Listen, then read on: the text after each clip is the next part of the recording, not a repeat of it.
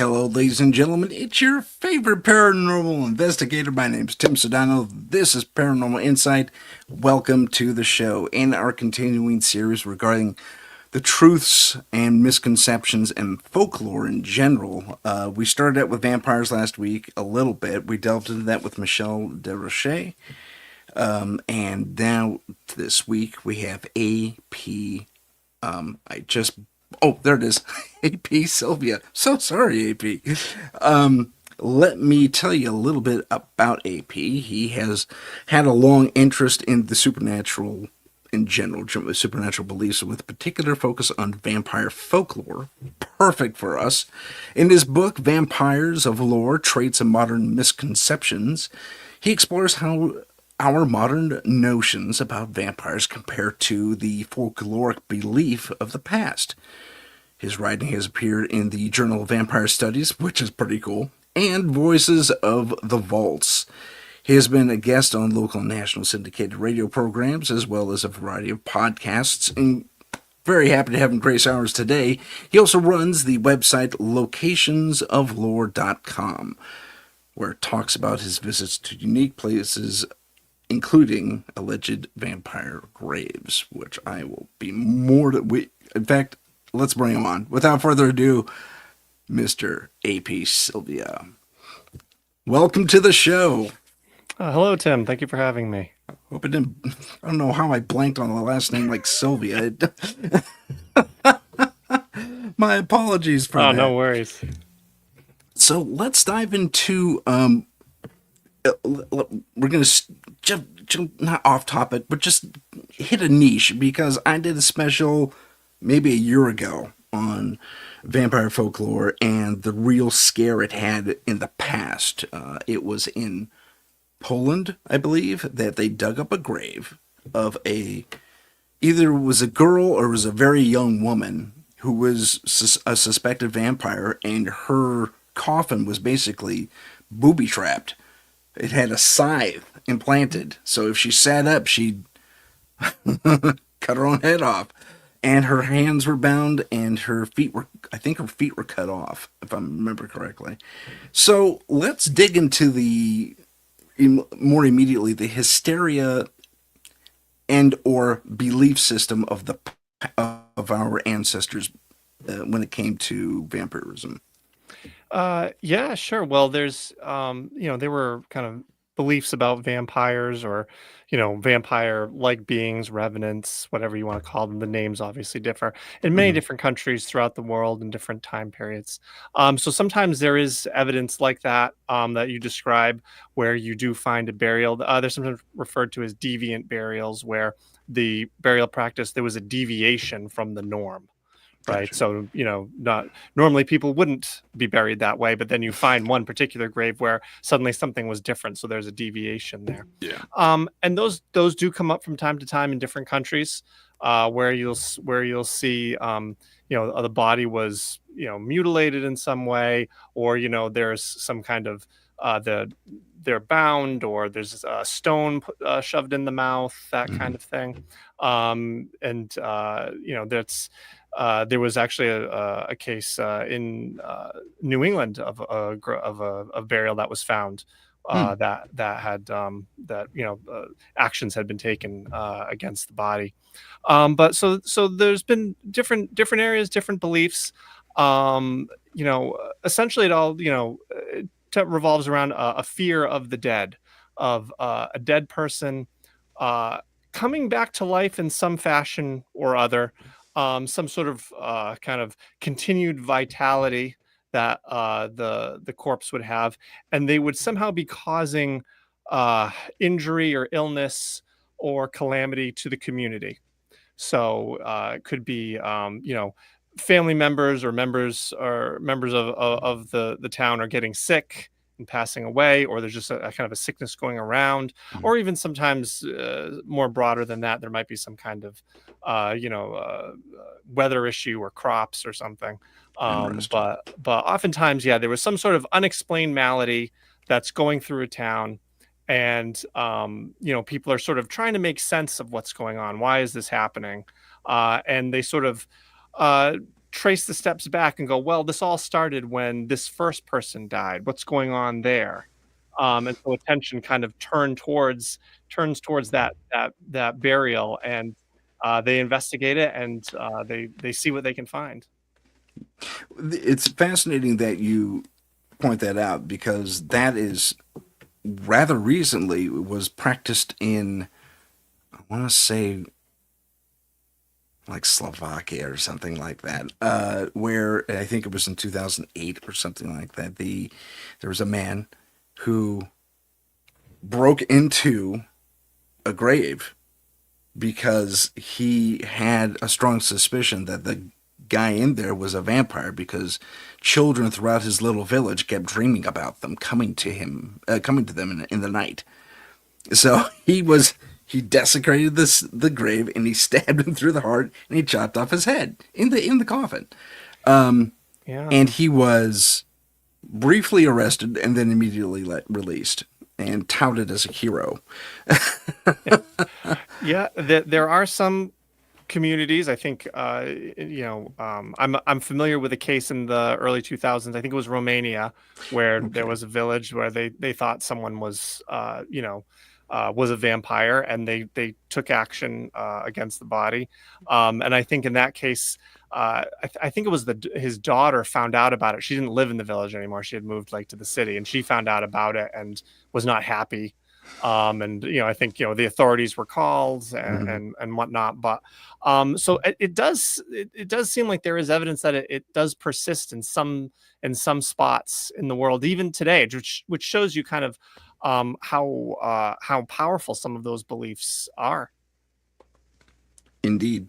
Let's go to let's go back to let's go to your book. I'm going to show everyone a picture of your book.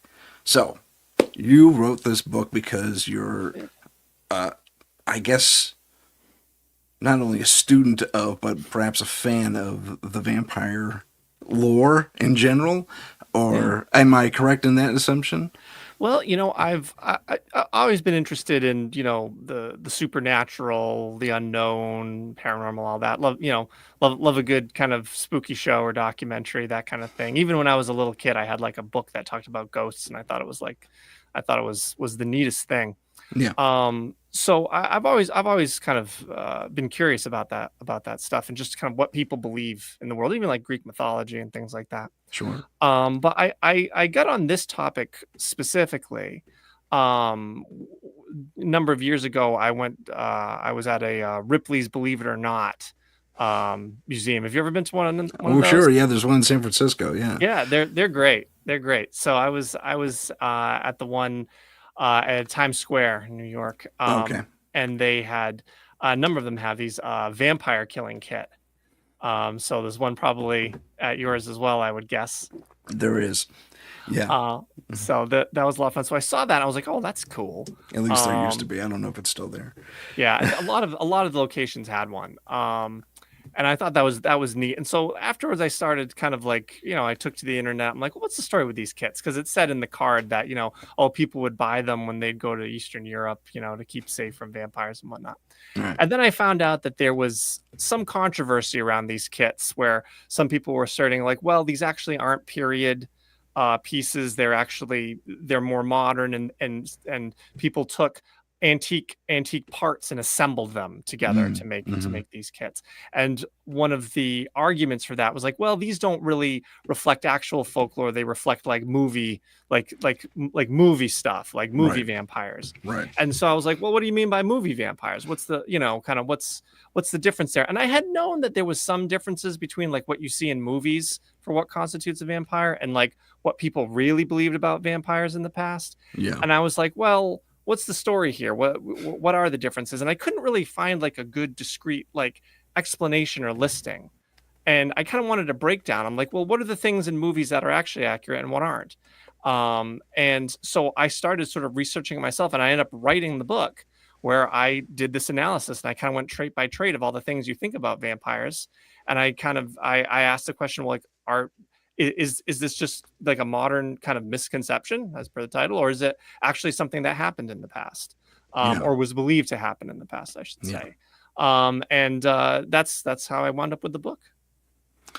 Excellent. Michelle and I discussed on the last show last week. We had a similar debate without either of us really knowing the full answer. Something somewhere had to have happened where they caught a human feeding on another human. Was it cannibalism? Maybe. I mean, I'm talking super ancient past. Like, we just left the cave, we just started civilization, maybe. Who knows? But somewhere, somehow, they saw this happening. Or perhaps it was an older warrior, like a rite of passage to eat a part of your enemy, your fallen enemy, and gain their abilities or power or something along those lines. Because that was practiced in a few different early tribes of humanity. And so that could be the basis. I'm not saying it is, but where do you find the starting point of the vampire tale really coming to life? Because it's been around since the Sumerian days as far as writings go. Sure. So, there's a lot to unpack with this stuff. And one of the first things I think you need to address is like, well, what constitutes a vampire? Right? Well, what do we mean when we say a vampire? Because when you look, if you look at articles or some books or whatever, and they're like, oh, here's a big listing of all these vampires from all these different places and all these times. Oftentimes some of those things, they'll be like monsters or demons, and oh, it's a demon that drinks blood. We'll put it in the vampire list or something like that. But it's not to me. So, but they're not like an undead person, someone who is a living person, a regular person, and then dies and then comes back to life, right? It's something else. Right. But there's a lot of like lumping in that can happen. So one of the first things you kind of need to do when you're going after, it's kind of like, well, let's learn about vampires. Well, what constitutes a vampire, at least for you in your research and your analysis? What do you want in and what do you want out for these stories? Right. So that's kind of one of the things you kind of need to tackle first. And that's one of the things I talk about in my book, where I said, well, there's to me, a vampire, it's got to be, a person who was once living, who is now deceased, and they're causing torment to the living population in some fashion. And action has to be done to the corpse itself to get rid of this monster, to dispel it, right? So there's a physicality to vampires that I kind of look for. And so, these kinds of creatures pop up in different places, different times, going back, many years. Where it started is an interesting question. I think there's a few different, explanations for that. One, I think generally speaking, people have a fear of death.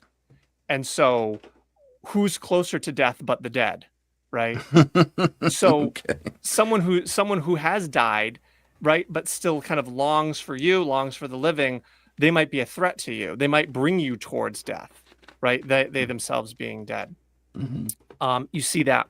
Another thing that you see in a lot of accounts, especially the ones that kind of get into specifics more detailed, is people would exhume bodies and they would look for essentially vampiric signs, evidence that the body was in fact a vampire.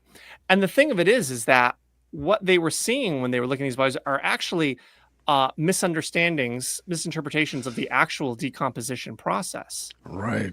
So when you get into like, blood drinking, well, where did that come from? Well, actually, they would look at a corpse and you can, through natural process, actually see sometimes blood around the mouth of a dead person. Wasn't there before when you buried them. Yeah, it'll actually exhume itself through the nose, the ears, and the mouth. Yeah, you can see. Yeah, you can see fluid coming out, and so people would exhume a body. Like, something's not right. It happened when this person first died. Let's take a look at this person. Then they would exhume them, and suddenly they would see someone in the coffin who's got maybe what appears to be blood around their mouth or face, and suddenly they're like, oh well, that must mean that they were drinking the blood. They were sucking the blood of the living people, and that's why they're sick, right? And that's why they're ill. And they would see other things too, like they would see someone who it might appear that the corpse had gained weight since they had been buried. They might bloat it. Yes, exactly. So it's interesting because they would look at this person and they might actually see someone who looks in a way healthier than they did when they got buried, right? So they Yeah. would look at that as that. So they would see that as evidence of, oh, this person, this dead person is stealing the life, the vitality of the community, right? And so Gotcha. there's that could be, so some of the origins could just be those kinds of misinterpretations. And obviously when you get into blood, there's associations with blood being sort of equivalent or representative life force, life energy going back to ancient times. So Sure. that kind of works its way in naturally. Gotcha. Really quick hello to Sherry. Welcome to the chat. Good to have you here. I don't know if you can see Sherry in the chat room, or not, AP, but she's there. She hasn't said anything Hello. yet except hello. Oh yeah, I see. But and thank you to our viewers all over the place, actually. So thanks for showing up, and then our international listeners as well. Thank you for joining us.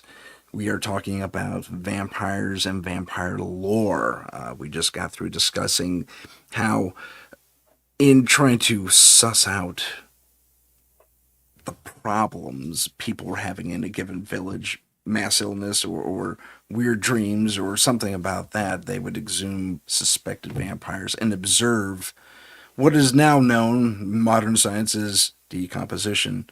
But they'd say, oh, there's blood around the mouth. Well, that's just fluid leaving the body, and then, bloating and stuff. Because we had a few latecomers coming in, so I'm just catching everyone up real quick. You are now caught up. So let me ask you this then. When it comes to the modern, I guess, let's start with Bram Stoker on, as far as human vampire lore, we have, and I'm going to show everyone a picture here. We have, this was created by AI. She's a snaggletooth vampire. She only has the one fang. But we have creatures that look like this. They walk the night, relatively pale. They have canines that protrude a little abnormally, and then the classic feeding of the the vampire feeding on a victim in some Elizabethan or Victorian era scene or setting.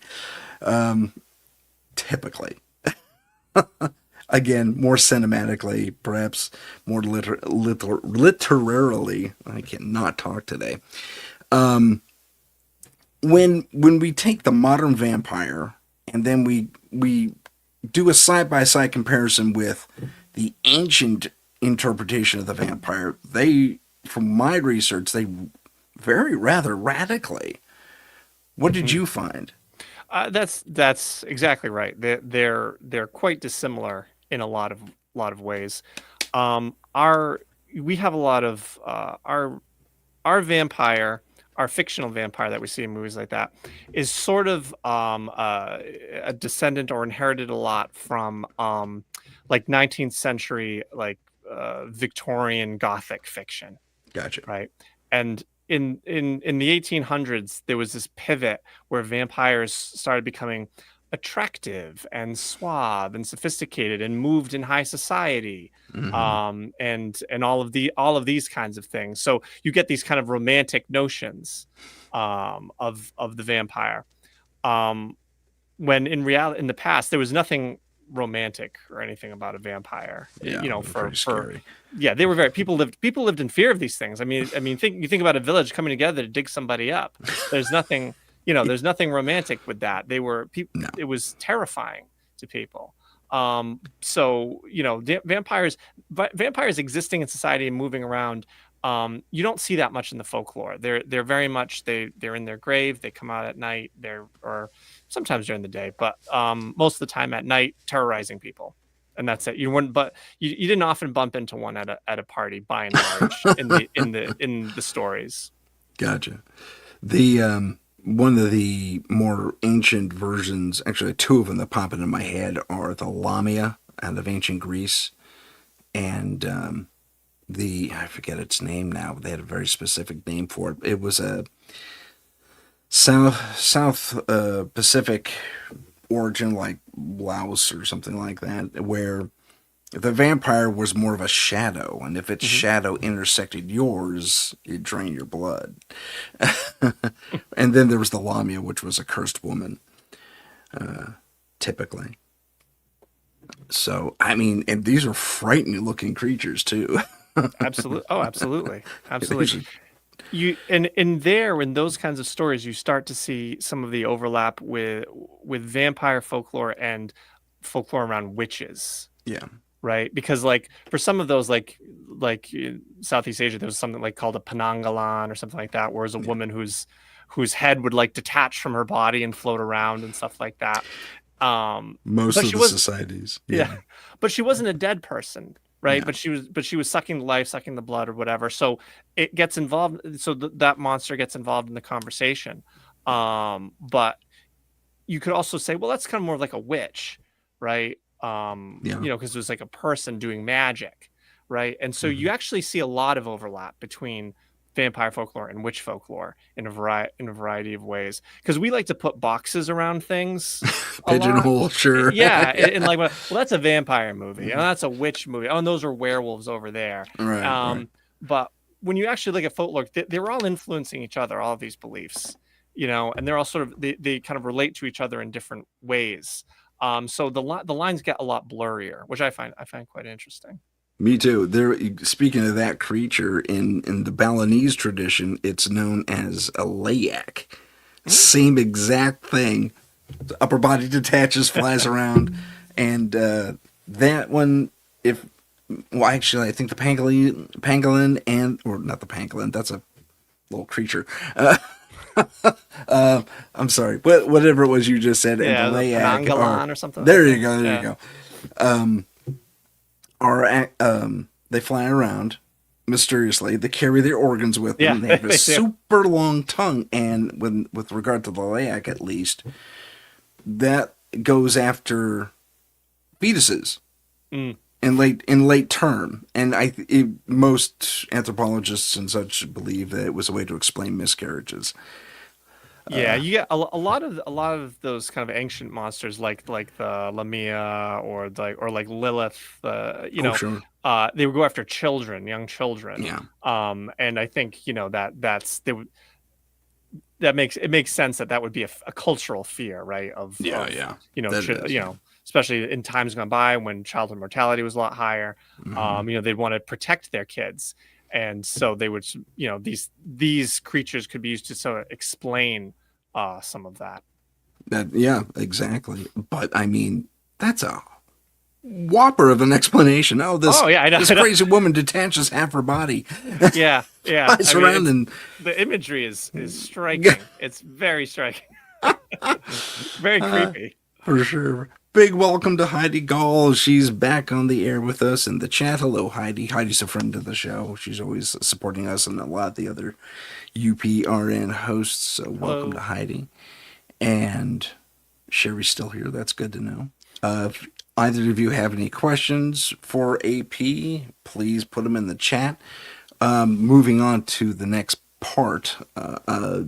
While yes, vampires have various forms they take, and the overlap, like you said, with witches and other things, is probably more realistic as far as interpreting what a vampire is, because you, like you said, you can pick and choose, and there is Mm. overlap with a lot of these monsters that we have in our history and folklore. And so, yeah, that makes a lot of sense. Would you then say we have misinterpreted what a vampire actually is? I mean, is there? How do I put this? Well, I'll borrow from one of the things you provided. What constitutes a vampire? You kind of touched on this, but Yeah, maybe you can get a yeah. little more specific. I think for me and kind of the way I go at it, I think when it comes to vampires, a lot it's a fear of the dead and what they can do to you. So to me, that's the start. That's the starting point. Is that a vampire or a revenant or whatever you want to call them? There's many names for the phenomena, around the world. But it's the kind of revived corpse of a once living person. So it used to be a real person, a community member, someone people knew, right? It's not some like, you know, uh, otherworldly creature or from another dimension, like a demon or a monster or something like that. Like it used to be a real person. Hmm. That person died, and now they have come back to life, maliciously so, right? So Right. they're causing harm to the living. They pose a threat to the living, in some fashion. I think nowadays we blood drinking is kind of like this sort of a key essential piece to vampires. If you look at folklore, it wasn't necessarily that big of a like that necessary. It could be something else. Like there's stories about, oh well, this dead person came into the room at night and was strangling someone, right? Right. Strangling the life out of them, something like that. There's undead that they would actually wouldn't leave their graves. They would just like they would chew. They would like chew on their shroud. They would chew on their flesh. And that would cause illness in like family members, Oh, which is interesting. why in some of those like deviant burials you'd see like a stone shoved into the mouth so the Gotcha. dead person couldn't chew. And usually actually only after they've like done chewing everything would they actually leave the ground. That would happen in Hmm. some as well. So it's causing harm in some fashion to living. And and as I said earlier, to eliminate the vampire, you had to go to the corpse. You had to do something to the corpse. It's not like a ghost where you could kind of like, do some kind of ritual in the place and sort of send the ghost away or something like that. Right. With vampires, it's tactile, it's physical. You like, no, we're gonna dig up this person and we're gonna deal with this. And Gotcha. do something. So and they would what would be done to the corpse would differ somewhat from place to place, but there's certain kind of underlying themes uh, throughout. So to me, like those are the ones that I say, like, okay, well, this for me in my analysis is the vampire, and it's encapsulating this fear of the dead, this misunderstanding of what happens when you die, and what happens with disease and how it can spread. Okay. Um, so when you're writing your book, what sources were you actually going places? I mean, did you visit these different areas where I vampirism mean, or some? if I've visited some different locations, you can go on my website, locationsoflore.com, and you can actually read some posts I've done about some of the different supposed vampire graves, or people who are accused to be vampires in death, that I visited. You can learn a bit about those. Which is it makes it very real when you go to the place and you're like, oh, this is where it actually happened. Oh, they actually dug this Yeah. person up, and they did a big fire over here. So that's always quite striking. But I looked at a lot of sources. I tried to go back in time with sources as far as I could. You know, these days with the internet, I think it's only getting worse. Where there's a lot of articles and posts and things float around, and assertions are made, and there's no kind of citation, no sort of like, well, this is where I got this from.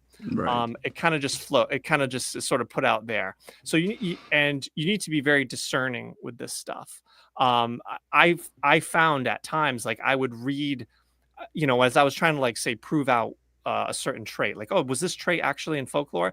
I might read something, a modern post or a more modern article, and it was like, oh yeah, the vampires had this, and there was this situation, this story, and the vampire had this. I was like, oh, there it is. Then I would actually look up. I would look up that account in an older source, and suddenly some of the details are now gone.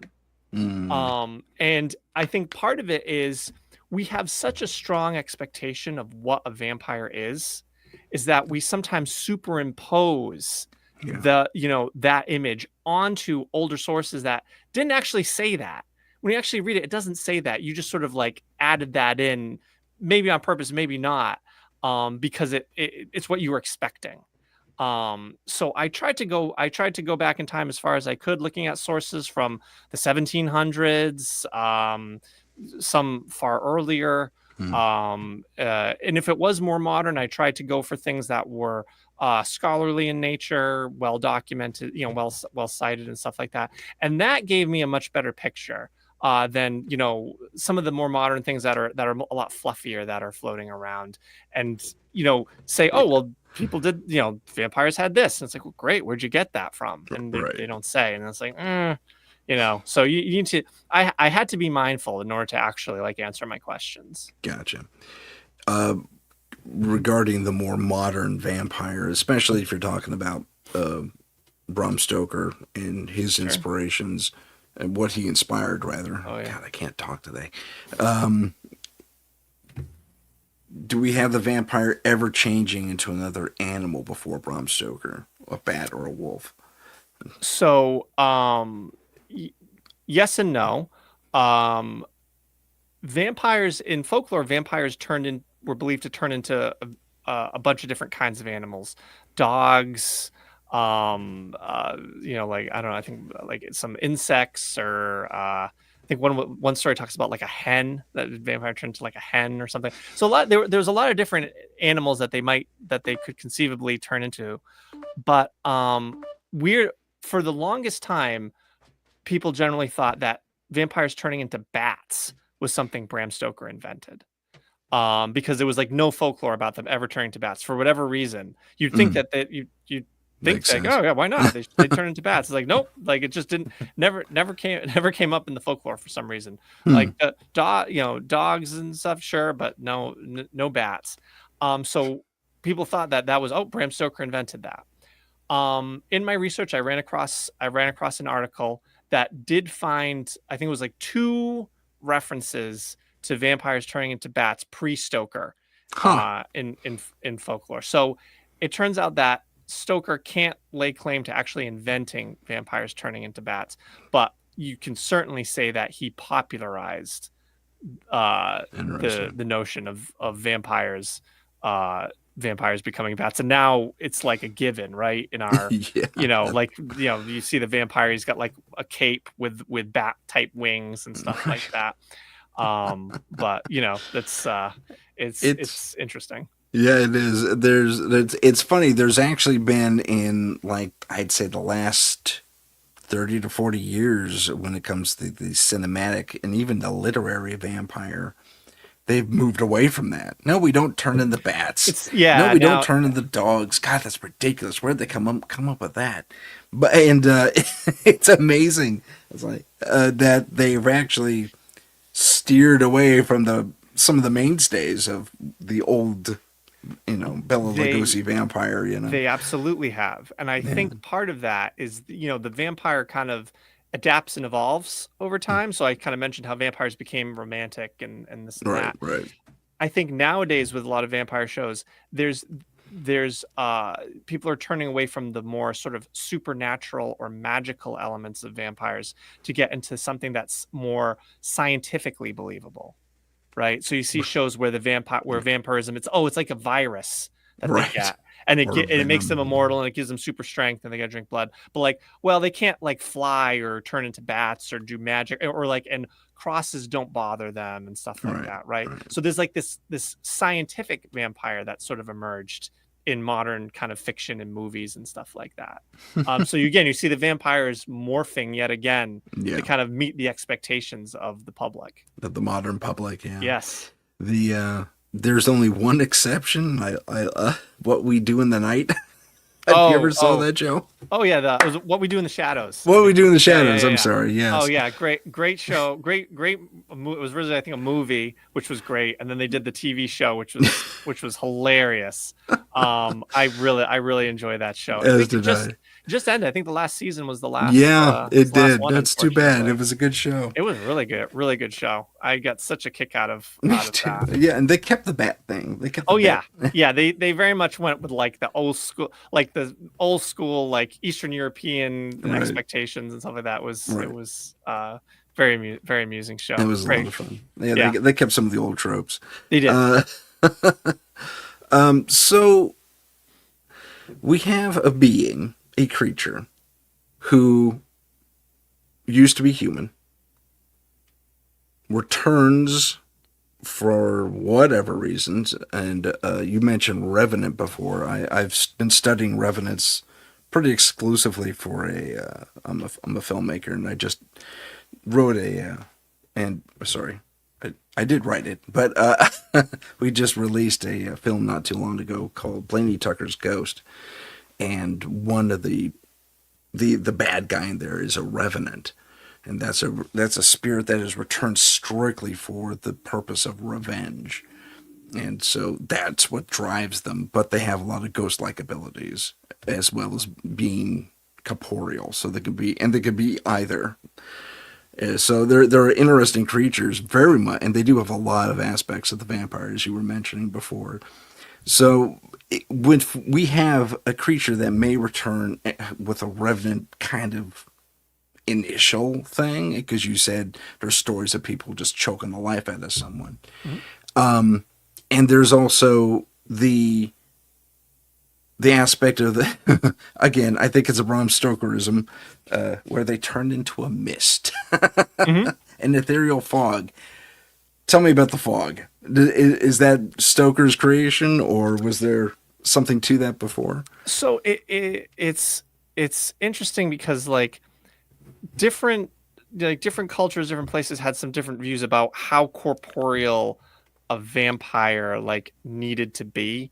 Right. Especially when it comes to getting out of the grave, right? Like how they because usually they're buried underground, right? Right. Like in the movies, there's some mausoleum with a coffin that's open, that's like a room, but normally these people are all buried.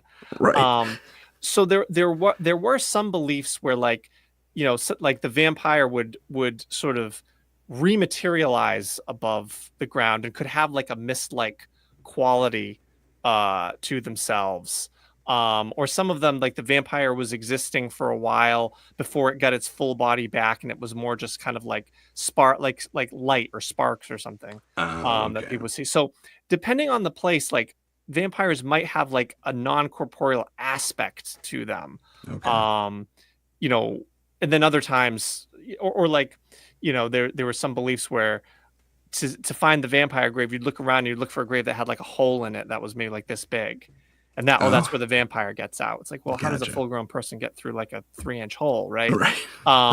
But that was what they. So again, there's this more there's something not quite corporeal about them at times. But then others, it's very much nope, it's a person and it's clamoring out, and that's that. Gotcha. So there are cases where it wasn't necessarily always fully the body. Okay. Okay. Good stuff. Um, I'm just gonna do. Sorry. Um, I have to admit, I have not read your book. I'm sorry to That's say. okay. But do you have? Because I have a couple of stories to go along with this. But do you have an actual vampire account now? And was this something you witnessed or you heard about? I have not witnessed any vampire accounts. I haven't seen any for myself.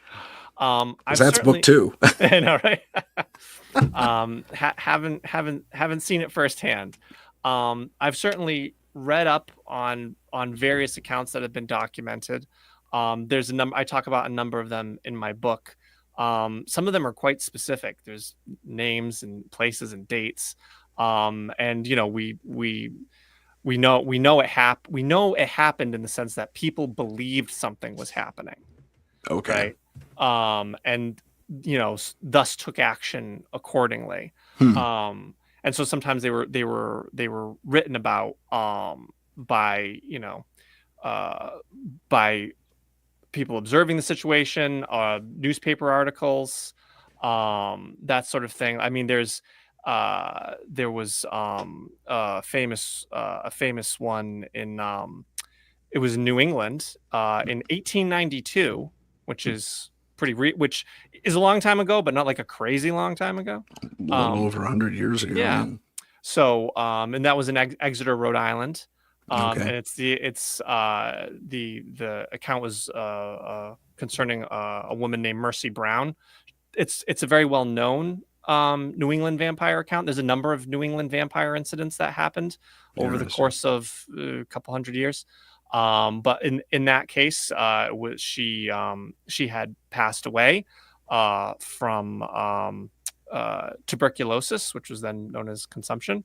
Yeah. Her mother and elder sister had passed away a couple years prior, and her brother Edwin was was dying of the same disease. He had spent some time in Colorado, which was kind of a thing that people would do when you had consumption, is you'd go for the dry air. Didn't really work for him. He came back to Exeter, essentially to pass away. He was, Gotcha. it was kind of the end of his life. And Mercy had died shortly before. So as sort of a last ditch effort to save him, some people in town apparently had the notion that, well, it actually could be one of the dead family members causing him to be ill. Hmm. And so they were basically, because the doctors at the time couldn't, there was no cure for tuberculosis, so they couldn't really help him. It was just kind of like, well, this is it. So some people in town kind of had the notion, we need to look at the dead people and see if they're to blame for his illness, and maybe we can save him. So the bodies of Mercy and her sister and her mother were all exhumed. Um, the mother and the older daughter, they had been dead for quite some time, so they looked decomposed, like Mhm. what one would expect. And so they were kind of they were ruled out in terms of suspicion.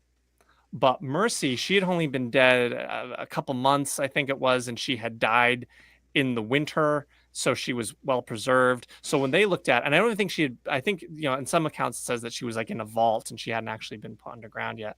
So Mm. she looked like she was sleeping. Ah. And so the I and so and I think her Mercy's father was, I think, not really on board with this to begin with, but I think, but ultimately sort of relented and said, okay, well, let's see what we can do to save our son. So Gotcha. they do this analysis. They look at Mercy. They think, oh, this could be it. They take out her heart and her liver, and they, according to the people who were, they felt like it. They, in their opinion, the blood in the organs was fresh. The doctor who was there, who really wasn't, he wasn't really along with any of this, as far as I know. He was saying, no, this is to be expected, but the people were like, nope, this is it. So they found the blood in the heart and the liver.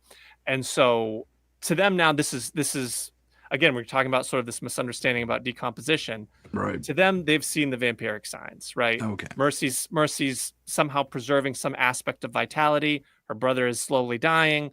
Um, okay, we've got this figured out.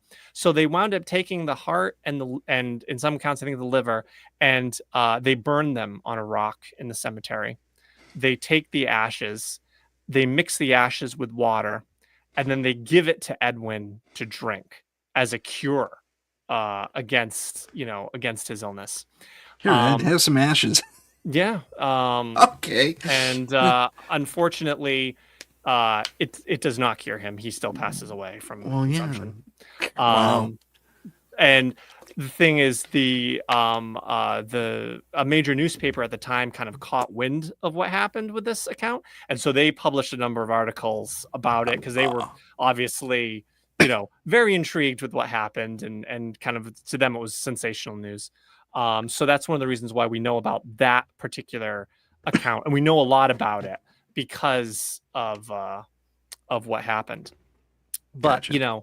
and the thing about sort of the ashes and consuming them, I found accounts from Romania that said the same thing. Hmm. So it wasn't they didn't originate that idea in New England. It was something that was pre-existing, that had come from Europe. That does sound like something that would get passed down. Yes. It's like ashes will fix it. All right. Yeah. Well, Yeah. okay, that kind of brings up an interesting question. I'm wondering where, if you have an answer or at least a theory as to why this is the case. That is, there's illness somehow in either the immediate family of someone who's passed or in the village or something like that. And they immediately suspect a dead person way over there in the graveyard is somehow passing this disease on. How? How indeed. So, yeah, I think we have to sort of put ourselves in the minds of the people from the past, Okay. right? Um, you know, there was, especially the further back you go, right? Like we benefit from a lot of scientific advancement and knowledge, right? And That's true. even just sort of like general, like the general populace in terms of education, right? We learn about a lot of things. The further back in time you go, and depending on the place, people didn't have that benefit, right? Right. So like we now understand how diseases, like germ theory, right? Like if Yeah. someone's sick and they're coughing around you, and then you breathe it in, like, oh, you might get that illness as well or something like Right. that, right? Right. Okay, like that's a given for us. That was not a given in the past, that's how disease was spread, right? Okay. You look back in time and they're all, oh, it was an imbalance of the humors, right? Fair point. Okay. you know Yeah. things of that nature. Germ theory came about what, the mid 1850s, something like that. Give or take. Yeah. I mean, there was what was it, the first, there was a doctor who did this. It was in the 1800s. He did this study and came out saying, oh well, surgeons should wash their hands before doing procedures, and the rest of the medical community thought he was crazy. Like, wash our hands, what are you talking about? That's crazy, right? Yeah, something that's obvious to us, right? Right. Right. So people, in a certain sense, people with vampires were trying to make sense of their world, right? There's an illness going around, people are getting sick, what's causing this, right? There's beliefs in the past about miasma, bad air. Oh, we're breathing in right. some kind of poisonous air, and that's causing illness. So to them it was like, well, that dead body, there's a dead body over there, that dead person, they died, and oftentimes it was like unexpectedly, right? That was usually a good kind of key off of, like, that person died awfully young, right? That person died from an accident. It wasn't their time, right? Oh, maybe something's not right here, right? It was maybe an upset to the norm. So that first person, oh, they got sick and died, and that was kind of before the time. And now all these other people are getting sick and dying. Maybe it's that person who's bringing them with him. He's trying to preserve himself. Gotcha. So, I think there was that kind of aspect. So they were just trying to, they were kind of trying to use logic, right? Like, oh, people are getting sick. Oh, let's look at the people who already died. Maybe one of them is causing the problem. Wow. And that was, Okay. it was them trying to make sense of their world, and there's some catharsis there. It gives you a sense of control too, right? Yeah. Like, oh, Yeah. like, oh, we know what the problem is now. We've done something and we can solve it, right? Gives you that feeling of control. I get you. Yeah. And I mean, I will say, and if you think about the Mercy Brown case that I just talked about, like, you can imagine the desperation that people were experiencing to go through with that kind of process. Yeah, right? No kidding. Like, imagine like the fear and the desperation and the panic that people might have had during some of these events to warrant digging up someone you care about and doing something and sort of mutilating their body. Like, that's heavy stuff. So it wasn't, this wasn't done, kind of on a whim or something like that. This was dire situations. Yeah. I could see that, I guess. I can what's the word? Empathize with their situation. Yeah, I mean, again, we're from a different time, so it's hard for us to quite, to quite grasp it. But I mean, you see it even today, where, like, if you're desperate and you're looking for a cure for something, I mean, if you've got a cold and there's not, I mean, this is a silly example, but you got a cold, right? And like, well, oh, this new supplement, well, maybe that'll do it. I don't know. It's a very sort of minute sort of comparison, but it's, like, you're looking for answers, and well, maybe, maybe. And certainly when like the Mercy Brown case, where the brother Edwin was dying, as in terms, when you think of the father, well, do you want to feel like you left something on the table, like you didn't try something? There was one more thing you could have tried to save your son, but you didn't. Do you want to live with that?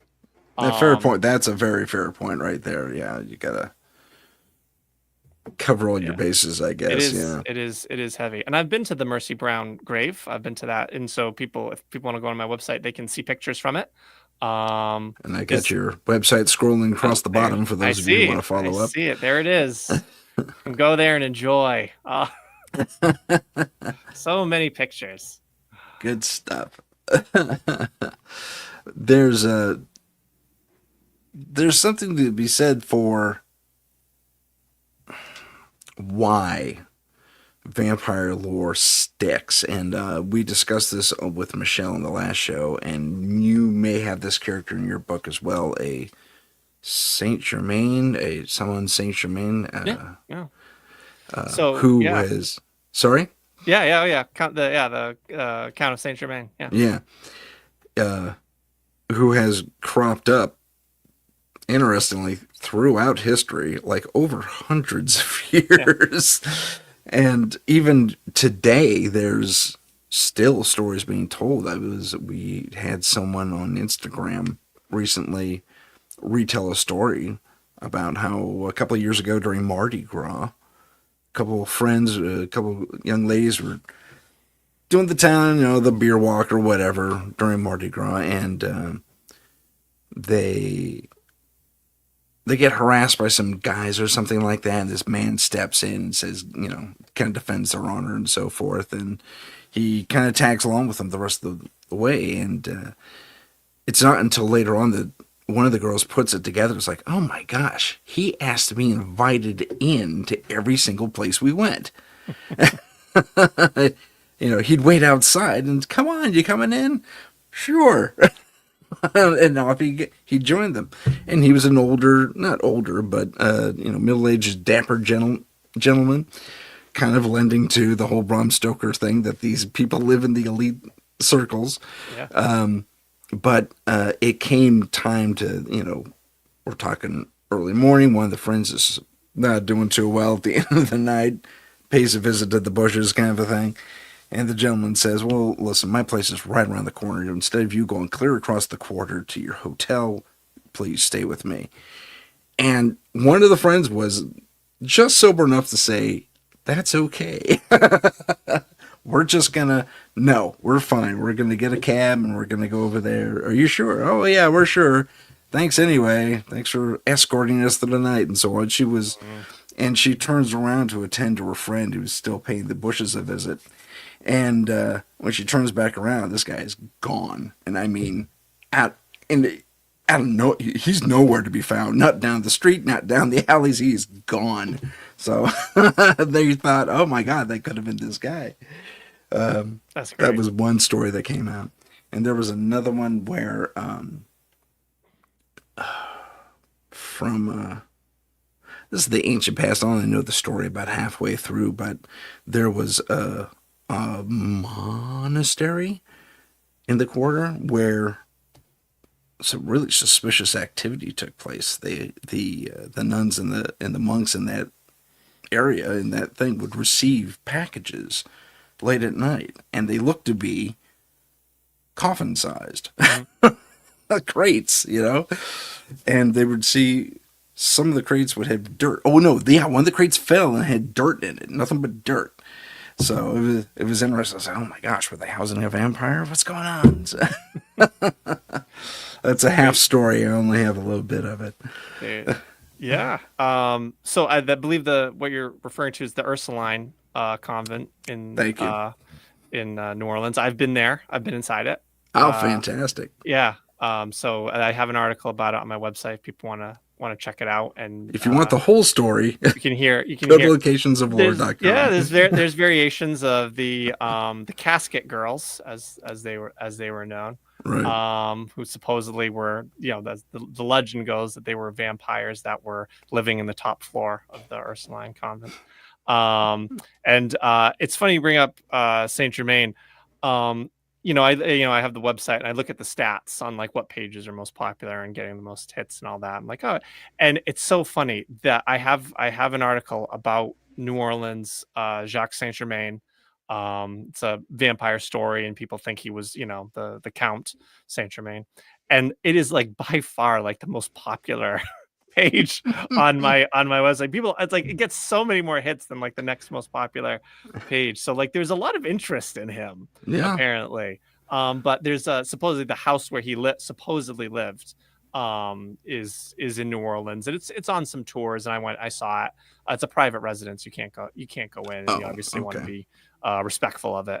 But you can. I took some pictures of it, so it's on. You can see it on my website, and but it's quite quite the story. I mean, and the thing is, the Count of Saint Germain actually was like a real guy back in like the 1700s or something like that, and he was actually by all accounts like a really interesting guy. Like I don't know, he knew a bunch of languages and played music, and he was, I think he worked he was like a spy for a while, and he was a really neat, and he claimed to be like an alchemist and stuff like that, which is where you get like Philosopher's Stone Sure. stories around him. So that's like, so he like figured out how to be immortal. So it's pretty, it was cool. It was interesting stories, interesting fellow in real life, and certainly a lot of interesting legends have kind of propped up around him. For sure. Yeah, he's a fascinating character. Please do check it out. Go to locationsoflore.com. Check out all those stories because you will love it. For the next 15 seconds, we're going to take a quick, I'm sorry, 80 seconds. We're going to take a quick station ID and commercial break. We'll be back right after this. This is the United Public Radio Network, 107.7 FM in New Orleans and 105.3 in the Gulf Coast. UPRN talkradio.com. Esoteric programming at its finest. Our symbol, the trident, gifted to us by the priests of Troy Xenos centuries ago when one of the first monster hunting teams out of Corinth battled a contingent of Vrykolakas that had infested their temple. After the victory over the monsters, the head priest declared, "You are three lances acting as one, not unlike Poseidon's mighty trident of light. That would become our name, the Trident of Light, for the good we did and still do against the dark evils of this world." Available at Amazon Books.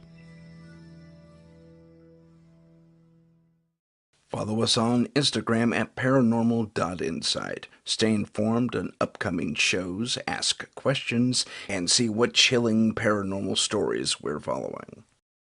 Don't forget to follow us on YouTube at paranormal_insight. Click the live tab to see our latest videos. And we're back. So we're talking with AP Sylvia about vampires, vampire lore, what sticks and what doesn't, and how the vampire has been, well, I guess the ultimate creature that can adapt, or has been adapted, I guess, transformed by us in our lore and history and stories and all that fun stuff. So we were talking about Count Saint Germain out of New Orleans. Now, where's he from originally? Because he wasn't born there.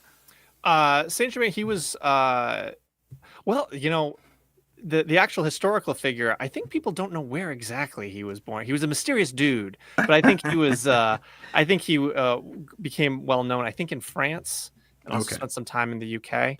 But I think he was sort of a mysterious fellow who kind of didn't really like tell people what his backstory really was, which I think only helped him, made him more mysterious.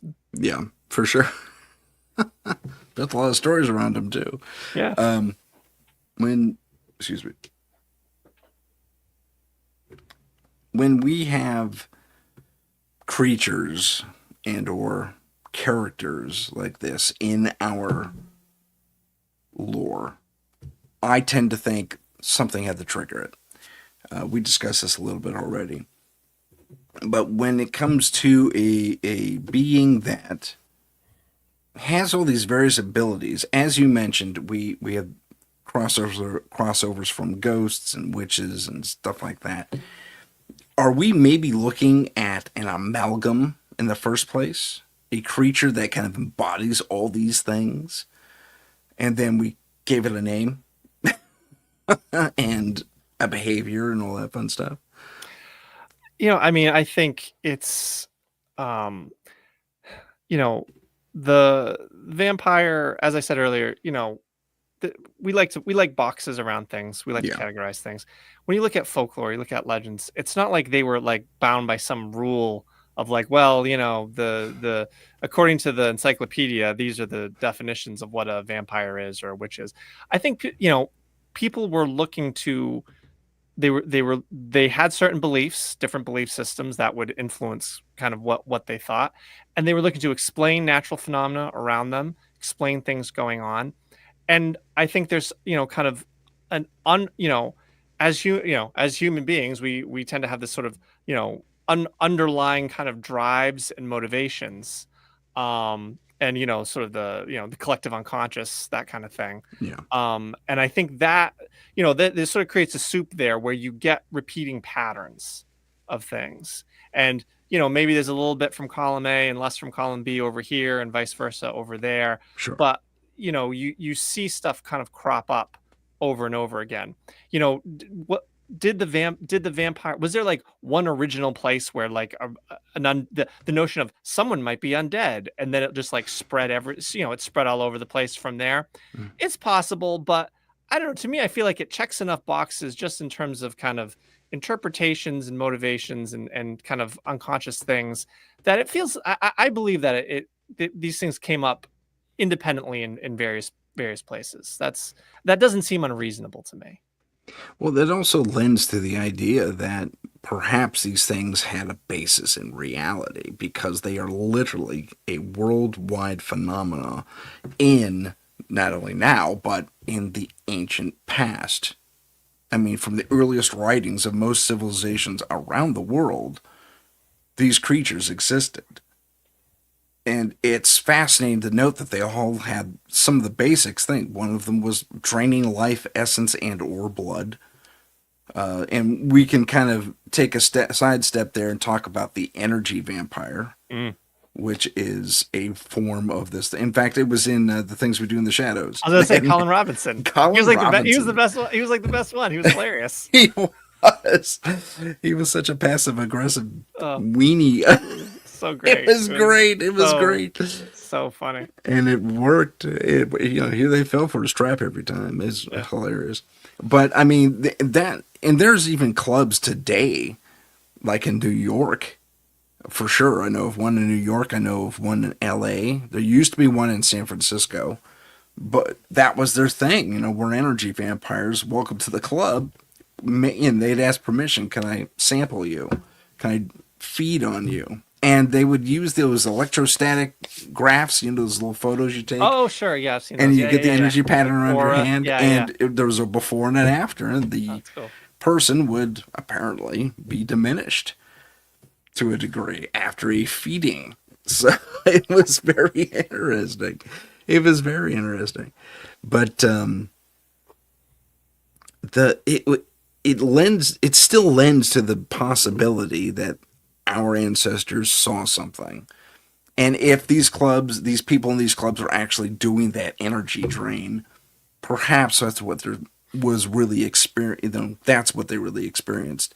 And they just related it to blood because they didn't know about, our electrochemical processes in the human body. So, I mean, this is pure speculation and theory at this point. But it makes me think, even now, even with everything we've just discussed, that there was a basis for this creature to exist. I mean, who's to say? Who know? I mean, the thing that, when you look at folklore and you look at legends, people interpret things through their kind of their lens, right? Their spiritual worldview, right? So the same phenomena might be experienced by multiple people, but depending on their beliefs and what they kind of what they know about certain things, they may describe it differently or put different words around it. So who's to say like what someone originally saw, that could be some kernel to truth to it, that then they interpreted it and retold it certain ways, and then people did the same thing. I mean, like you think about like, there was a beam of light from the sky and there was a humanoid figure in it, and then it disappeared, right? Yeah. Mm-hmm. Well, how would you describe that? Well, in the ancient world, they might say, oh, that was one of the gods, right? Oh, that we god the temple of Apollo. That was Apollo, or someone who believes, has a strong belief in heaven. Oh, that was an angel. That was a light of heaven. Or someone who believes in UFOs, aliens, oh, that was an alien, right? That was an encounter, Mhm. right? You could you could describe the same, it's the same thing that I've Yeah. described, but interpreted different ways. So what is it really versus how it's interpreted? Is everyone kind of right in some regard? Like there's some sort of, it's just different ways of saying the same thing. Like, who knows? That's Big world I out there. mean that's kind of what I was getting at, is that these different things with their interpretation does come into play. It's a long-term historical game of telephone, really, because we weren't writing things down out the gate. We had to develop writing in order to convey these ideas, and for posterity. But it also lends to the fact that I go back to this world, everyone, roughly around the same time period in our ancient past experienced these creatures to one degree or another. I mean, look at the Chinese vampire, the ones who hop. Jiangxi, yeah, and they yeah. hop everywhere because their legs are tied together when they're buried back in the old days. And there was a reason for it too. I guess, gosh, I can't remember what it was now. Yeah, I've never been clear on the escapes me. I kind of always thought the hopping was maybe because they were like stiff from being dead or something, like Well, rigor they mortis tied or their something like legs that, did they? in their burial traditions at one point or another, and I don't know if it was because they were suspected of being vampires in the first place or I not. guess it wasn't slowing them down though, because then they could just hop. They were just hopping. Well, they can around. hop everywhere, yeah, like human kangaroos everywhere. They probably kill it in a three-legged race, But it was, I mean, so there's different things, but also those Chinese vampires are bloodsuckers, which is interesting. I find that very, because that's an old society, man. I mean that's a very old society. Yeah, I don't know. I don't know if there's.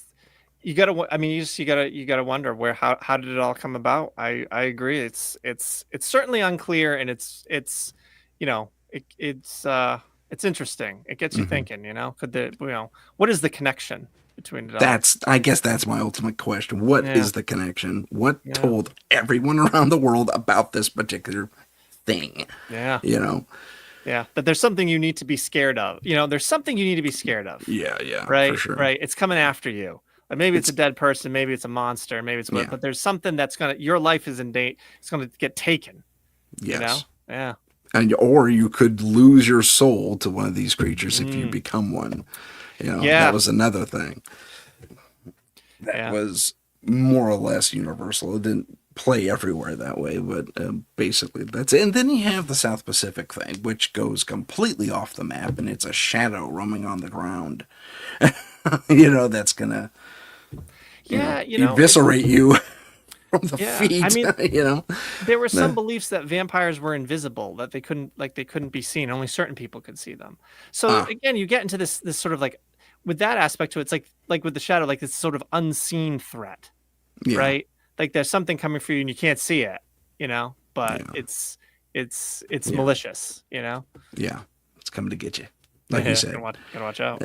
It's coming to get you. So when we look at these beliefs and their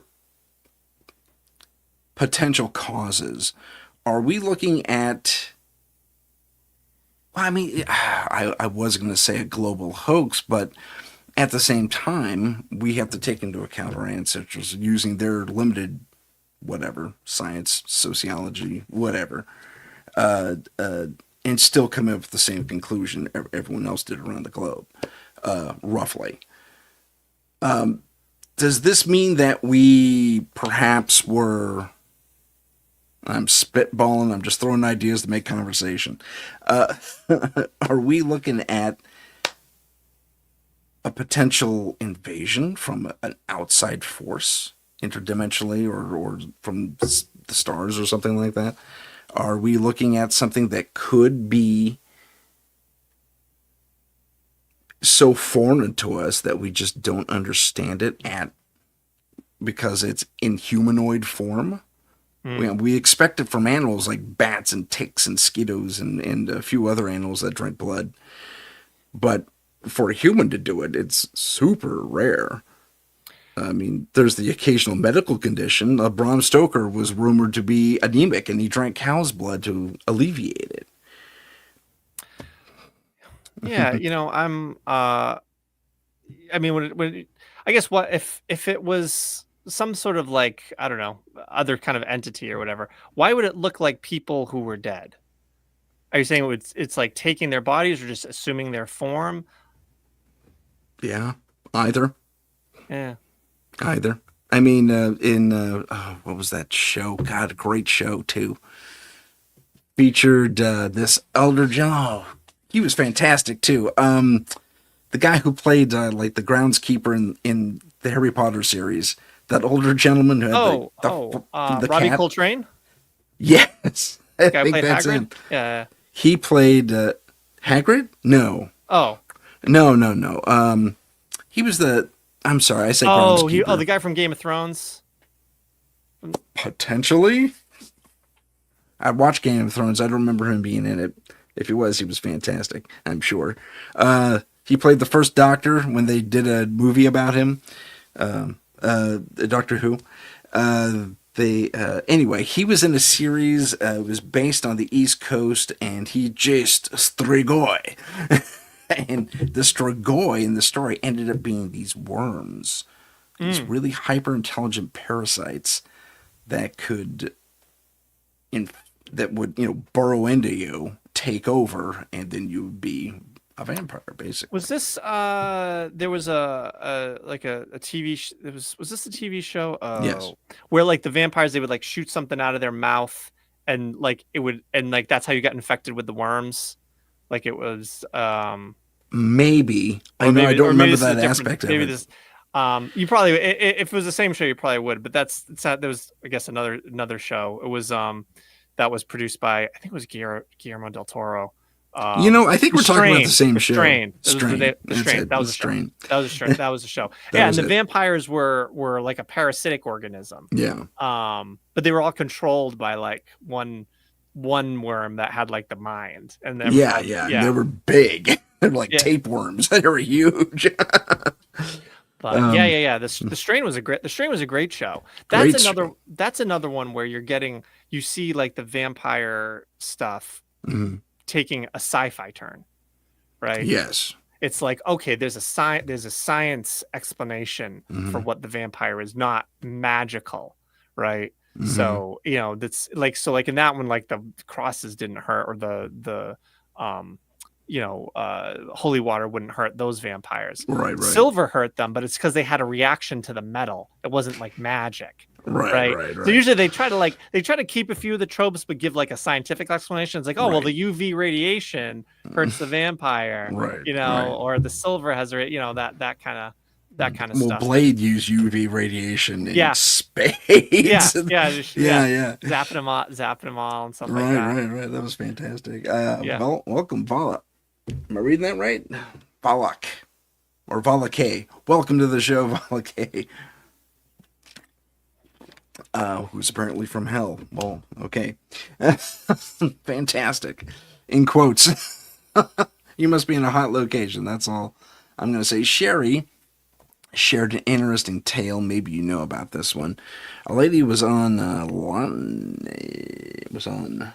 Lorelai's show the other day, and spoke of when she was taken as a child to a place in New Orleans, she believes, where the others with her were used for blood bags, basically, for vampires to feed on. And they went very often, apparently. So, something else to add to the website. Intense.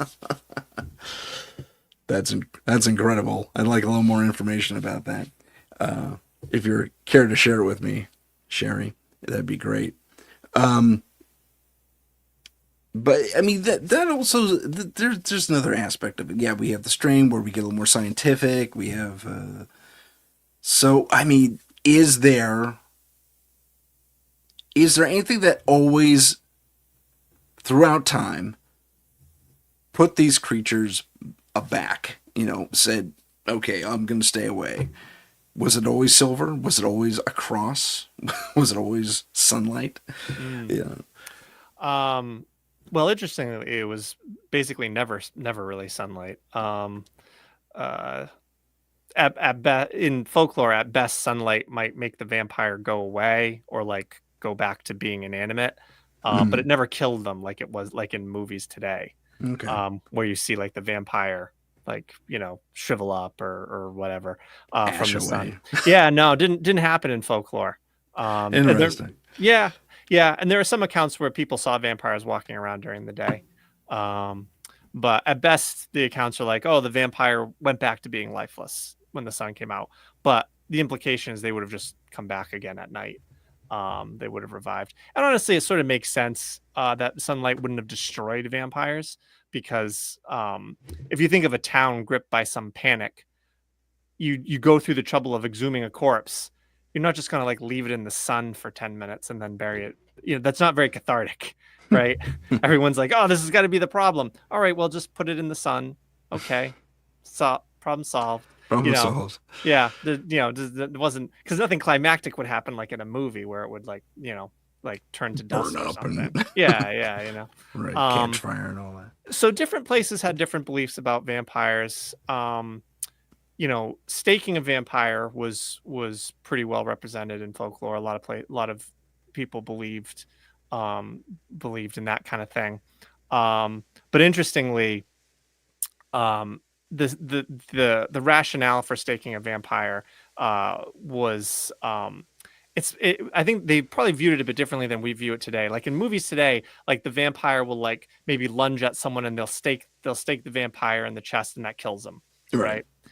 So there's something a bit more like, I don't know, magical or rule based to it today, where like a stake through the heart kills the vampire. In times gone by, when they described it, they would sometimes say like they drove a stake through the vampire into the ground underneath it. So the idea was they were pinning the vampire to the ground so it couldn't get back up again. Right. That was sort of an important point. So it was more of a physical thing of keeping the vampire in place. They did sometimes believe though that the wood that you used was important. I heard something about that. Yeah. It had to be specific wood. Specific wood. Hawthorn was usually one, or blackthorn. I think maybe sometimes oak. Usually the explanation for that is in those places, whatever wood was the wood they said was believed to either be the wood from the crown of thorns, the same type of same tree, same type of wood, or from the cross, the same type of wood as the cross. Gotcha. So that adds like a spiritual component. I was going to say, how does that wood affect that wood? I think it's one of those things where because that type of wood was used, then like that wood forever always is sort of significant or magically binding. Like that. Yeah, something along those lines. That's interesting. Favored, I guess. Okay, I get you. But so staking or doing something physical or practical to keep the vampire in place, destroying the body in some way, cutting off the head or something like that. A lot of times it was just like, so the vampire can't get back up again. And you do hear about accounts where they tried one thing, they tried another thing, and then eventually they would burn the body. That's usually like the final, like the last ditch effort for any of these tales. If any of the other things didn't work, or they did those other things and they still kind of weren't satisfied, they would do all the we're going to cut up the body and then we burned it. So they would burn the body, scatter the ashes, because now there's no body anymore. There's nothing to come get you, right? And when it comes to vampires, they believe that that body was the thing that was going to come get you. It was the problem. So either you keep it in the grave or you burn it. I presume they didn't go right to burning because that's like a lot of work. It would have been like kind of resource intensive. A lot of resources go into that. Yeah. Would have been resource intensive for like a rural village to do. Yeah. I mean, and it would take the whole village to build that thing, probably. Yeah, you have to build a big thing. Now you used up a lot of wood, which is probably valuable for winter. Yeah, so it probably wasn't necessarily something they wanted to do right out of the one I like. I sometimes talk about this one. This is like what I would do. Like there was one account where they would take a stake. It was a distaff, which is used for spinning yarn, but it looks like a stake. Okay. And they would put one or some of them. They would just drill them and nail them into the ground above where the vampire was buried. So if the vampire decided to leave the grave, it would stake itself. And Gotcha. so then you didn't Auto-staking. actually have to like dig the person up or do any more work than was required. So I was like, like that's like whoever came up with that one was probably like me. They're like, let's not go crazy here, folks. Let's simplify it. Or like I said, the lady and the little girl was grave in Poland who had the scythe that's like built into the casket. Just like put it there and you know, the problem will take care of itself. Exactly. Yeah. Exactly. I mean, to put that level of thought into taking your dead down permanently, though. I mean, it shows you how worried they were about it. Yeah, it does. They thought a lot about it, you know? Yeah. It was all-consuming, apparently. Yeah, I mean, that's the thing. It wasn't like, oh, we'll just say a prayer or a magic spell and they'll do it. It's like they were thinking very practically about it. You know? Yeah, there didn't seem to be any other methodology other than a practical one. Yeah, they were being very practical. They're like, well, if this person's going to get up, well, we need to stop that. Well, how do you stop someone from getting up? You know, Scythe across the neck, stakes in the lid of the casket. That'll do it. Yeah, probably the thing too about doing the scythe is that then they didn't actually have to damage the body if they didn't have to. Yeah. Which might be one thing, you know, consideration. It's like, if this is a problem, it'll take care of itself. But we didn't actually do anything, like, you know, in terms of desecration. Let's say, hands are clean on that one. Yeah. I can safely say we didn't do anything to damage the person. Right. Yeah. Booby trapped the living bejesus out of it. Yeah, but right. hands are clean. So we have in our more modern versions, and even going back to Bram Stoker, vampire hunters. So we have Van Helsing and his troop and Bram Stoker's tale, and Van Helsing's had a life and a lineage all the way up to modern times. And but were there, and we talked about the kits that were in the various museums. Yeah, that's good. Were there vampire hunters back then? That's like, you know, their version of Ghostbusters is like, I got a vampire, come on down. Yeah, there were. Yeah. Okay. There absolutely were. Oh yeah. Yeah. There were people they were experts in it. That was their job. Interesting. Or a job they had. I don't know if you could fill a whole schedule with vampire hunting. But yeah, there were people who kind of they were the experts in it. There were beliefs, and you mentioned Blade earlier, right? Yeah. And Blade is like a half vampire, right? Yeah. Yeah. So that actually was a thing. People believing in half vampires. Okay. And so that's news to me. Yeah. No, I didn't know that. That's fantastic. No, it was a total thing. And so a lot of the vampire there were the vampire hunters in certain areas. They would actually claim lineage from a vampire. Like so the whole notion of a half vampire going out and hunting vampires actually was established in folklore and events that happened. And so they were like sort of people or families who like they would claim descent from like a half vampire. So they might not be the half vampire. It might have been like a great grandfather or something. Gotcha. But it was believed that had passed down to them. And so people would go to them and be like, hey, can you go, we were being troubled by a vampire, can you help us? And they would go and take care of it. And I think in one account it said like the vampire hunter people kind of kept to themselves. But that was a thing, because in some places they believe like vampires couldn't be seen. Like there were some people who like, oh well, this person can see vampires, so they're the person that has to like take care of it. Or they have the ability to like stop the vampire, like they had some authority. I think it was people who were born on Sundays. I think maybe that was also like a thing. Yeah, there's like a term. There's a term for that. So that was that. There was one account where people were being troubled by a vampire, and they asked the local priest to help, and he wasn't helping. He put holy water and this and that, and it wouldn't work. Everyone was still seeing this vampire. And then a sorcerer from another town, they called this sorcerer to come in, and they called the sorcerer in, and the sorcerer took care of the vampire immediately. the person who recounts the story, it happened in Turkey, and she wrote it down. She was not from Turkey. I believe she was but living there. So she wrote down the whole tale, and in her opinion, the whole thing was a big scam. That the vampire and the vampire, quote unquote, was just a person who was just going around scaring people, as far as I think she thought, and the sorcerer were basically in cahoots. And so, so the vampire was going around, and then the sorcerer comes in and suddenly, all right, now I took care of it, and they they had to pay him. But yeah, no, there were vampires or people who claimed to have expert knowledge or ability to dispel a vampire, and half vampires were a thing, which I was crazy. Surprised too when I found it out, because I thought it just seems such like a modern notion. It does. It seems really modern. Oh, they've got the strength of, like, oh, they're a half vampire, so they've got the strength of a vampire, they don't have the weakness of a vampire. I was like, oh, this is someone came up with this because the vampire stuff was getting stale, and we needed to. But no, it was like it was a thing. I don't necessarily think they had all these like superpowers like you'd have like with Blade or whatever, but they were believed to have some skill or ability with it. Yeah. That's just amazing to me. Yeah. Oh man, I got a kick out of that one.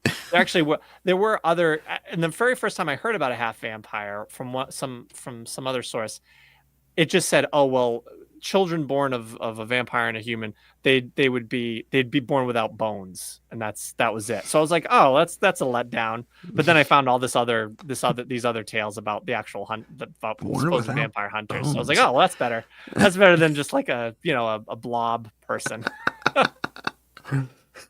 He comes slumping into the room. I'll help you. Yeah, no bones. It's like okay. Yeah, they kind of roll in. Oh man. Oh geez. Born without bones. That's another first for me. It is. I think it comes from some people thought vampires had no bones, because they would swell up, and so they thought they were just like full of like fluid. They'd swell up like a drum. That's often used in some accounts. So I think they thought that they just were all liquid on the inside, like full of I don't know, blood or whatever. But does this go back to the body bloating? Yes, I think so. Okay, gotcha. Yeah, I think so. Yeah. So we also have people, real humans, who actually have vampiric qualities. We have pyphoria, for example, the allergy to the sunlight. We have people who are anemic, who in the old days would actually drink blood in order to calm their anemia. We have still other people who just had that natural denture, that they had really pointy canine teeth. So was this possibly all misidentification and all the rest of it, because we just had a few people in our existence that were different? Well, the porphyria argument gained a lot of traction. I don't know, so in the past, like, oh, porphyria, that's the explanation for vampires. Unfortunately, a lot of the porphyria stuff actually doesn't really align with the folklore stuff. Okay. Or some of these other things. Like I think like one of them was like the sunlight thing, right? Which the sunlight, I think we talked about it previously, but it didn't like do anything to vampires, like damage them or anything like that. Right. Folklore. They were okay. You mentioned the teeth thing, the fangs thing, and I always feel like I'm giving people bad news when I talk about this. I feel like I'm ruining Christmas or something. But ruin that Christmas. Yeah, EP. I know. Go for it. In folklore, in legend, vampires did not have fangs. Which I think probably comes to surprise some people, because there's like, if you think of like the quintessential like vampire trait thing in like modern shows, like it's the fangs, right? Like it's fangs, right? Even my snaggletooth. Even the snaggletooth.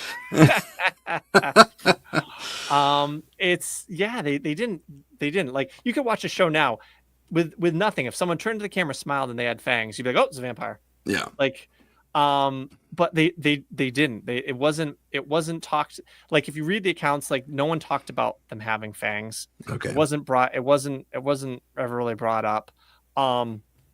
At best, there's a couple accounts where it said the vampire had long teeth, which again, people will read that and go, "Oh, those are the fangs." It's like, it doesn't say fangs; it says teeth.